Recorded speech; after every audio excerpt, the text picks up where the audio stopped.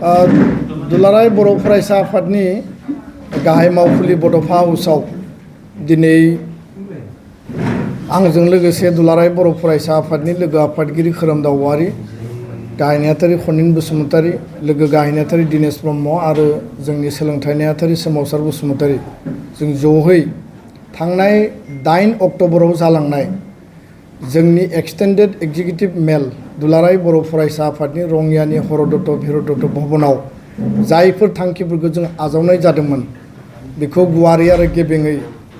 बुंफोरनो थाखाय खेंफोरथि होनो थाखाय जोङो बे प्रेस मिटखौ दिनै लिंनाय जादों। गुबै बाथ्राया जाहैबाय जे सेन्ट्रेल टेलेन्ट सार्च एग्जाम जोंहा बे एग्जामनि बर्डबो दङ, बिथांमोना आलादायै माखासे खोथाफोरखौ बुंगोन। बे देग्लाय बोसोरनि 2025नि CTSE क्लास 9 आरो 10नि बर' मिडियामनि थाखाय जि जोङो कन्डाक्ट खालायो फैगौ 14 डिसेम्बराव बेखौ खुंनो थाखाय जोङो थांखि आजावो। नैथि बाथ्राया जाहैबाय जे बिटिआर आरो कार्बि आंलं सिक्सिडुलनि बायजोआव बर' कसारि ओनसोल आसामाव सिक्सिडुलनि बायजोआव स्पेशल टेट बर' मिडियामनि थाखाय एलिमेन्टारि आरो सेकेन्डारि खुंनो थाखाय आसामनि सोलोंथाइ मन्थ्रि डक्टर अनुज पेगुजों जों सावरायदोंमोन आरो बिथाङा जोंनिफ्राय मोनसे सेंसन नागिरदोंमोन। बे सेंसनानो जाबाय जे सिक्सिडुलाव थाखानाय केन्डिडेटफोरखौ बाद होनानै बर' कसारि काउन्सिल ओनसोलनि बा सिक्सिडुलनि बायजोनि केन्डिडेटफोरनि गेजेरजोंनो स्पेशल टेटखौ कन्डाक्ट खालामनाय जाथों। मानो होनोब्ला सिक्सिडुलाव अलरेडि बिटिआरआव बा गुबुन गुबुन जायगायाव गोबां टेट क्वालिफाइड केन्डिडेट दङ आरो मा जायो जे बिटिआरआव रिक्रुटमेन्ट जायोबा बै जायगानि पस्टखौ बिथांमोना गारना फैनानै माने रिपिटेडलि बेयाव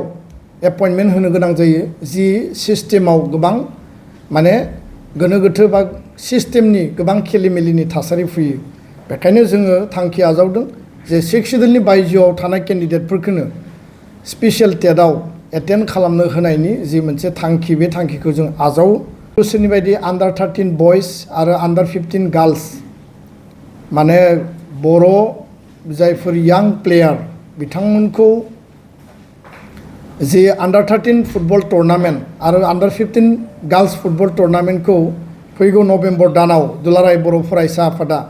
गासै जिल्ला आनसलिकआव जिहेतु टिमा अलरेडि सेलेक्सन जानानै सेन्ट्रेल लेभेलाव गेलेनांगौ बेखौ जों खुंफुंनो थाखाय थांखि आजावबाय। जोङो जोबोद खाफालनि बाथ्रा होनना बुंनांगोन, गोजोनथाव खौरां।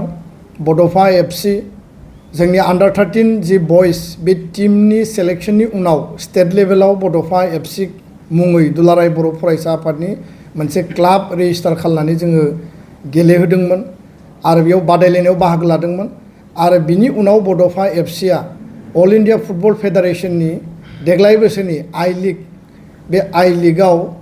बिथांमोना क्वालिफाइ जादों गेलेनो थाखाय नेसनेल लेभेलाव आरो बे दुलाराय बर' फरायसा आफादनि एटेम्पनि फार्स्ट साक्सेसफुल मोनसे रेकर्ड होनना जों बुंनांगोन। फार्स्ट टाइमनि थाखाय आन्डार 13आ आइ लिग माने एबसुनि इनिसियेटिभआव जोंनि जायफोर यां फुटबल प्लेयार बिथांमोना गेलेनो मोनगोन। दुलाराय बर' फरायसा आफादा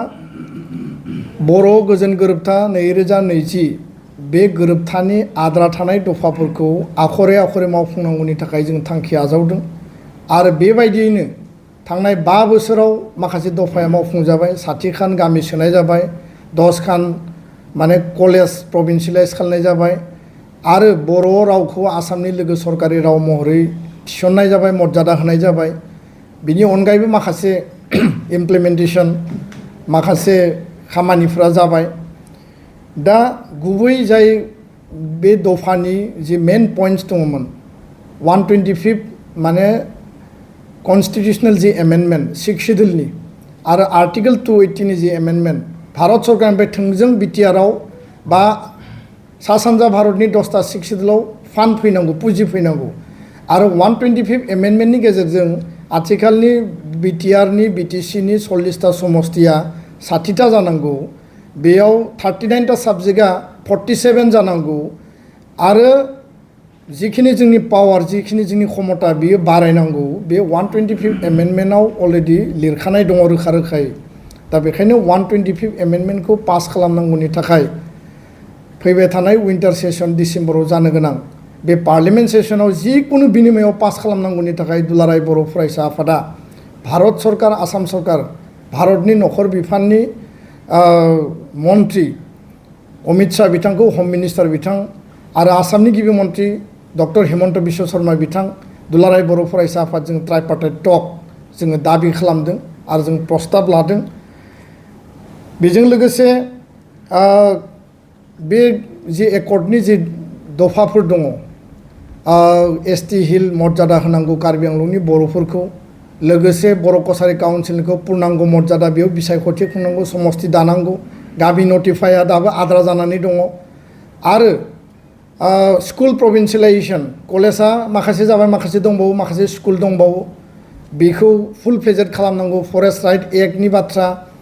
आरो लोगोसेनो गामि थिसनबावनांगौ सनितपुर बिश्वनाथ आरो बिटिआरनि बिटिसिनि खोलाहा थानाय बे गासै दाबिफोरखौ लानानै दुलाराय बर' फरायसा आफादा रेलि फर एकर्ड इमप्लिमेन्टेसन जोङो अक्ट'बर मासनि नैबे अक्ट'बरनि लास्ट पार्टिं जों गासिबो डिस्ट्रिक्ट हेडक्वार्टाराव आसाम नाङै जों लागोन थामथि खोथाया जाहैबाय जे गोदान दिल्लीयाव भारतनि नेशनेल केपिटेलाव जोङो डेमनस्ट्रेसन हाबाफारि पार्लियामेन्ट सेसननि सिगां सिगां बेखौ कार्यकरि खालामनायखौ दाबि खालामनानै गोदान दिल्लीयाव मोनसे जोङो डेमनस्ट्रेसन हाबाफारि लानो नागिरदों आरो नभेम्बर दाननि लास्टआव जोङो धर्ना काम डेमनस्ट्रेसन बे हाबाफारिखौ जों गोदान दिल्लीयाव लागोन